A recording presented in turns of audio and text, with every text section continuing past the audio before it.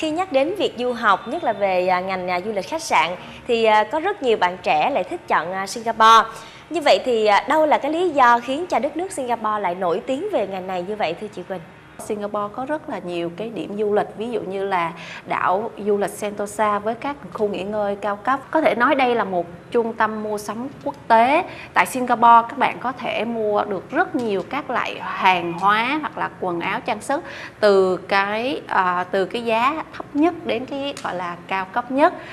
Khách hàng cũng có thể mua hàng hiệu từ khắp nơi nổi tiếng trên thế giới, hoặc là các cái khu mà hàng rất là rẻ, ví dụ như là Chinatown hoặc là khu phố của Ấn Độ.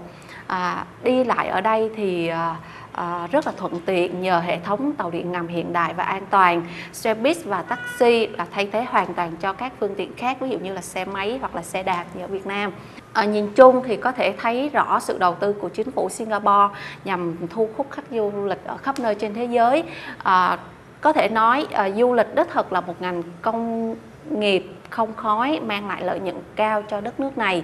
Vì vậy việc lựa chọn cho cái việc đi du học về ngành quản trị du lịch khách sạn tại đất nước phát triển về ngành này thì đó là một cái quyết định rất là đúng đắn, vì không chỉ qua đó học được cái hay nền giáo dục xuất sắc của Singapore mà chúng ta còn nhận được cái bằng cấp quốc tế, học hỏi được những kinh nghiệm làm việc về ngành du lịch để có thể phát triển nghề nghiệp cho bản thân và cũng như là có nhiều cái cơ hội việc làm tốt sau khi tốt nghiệp.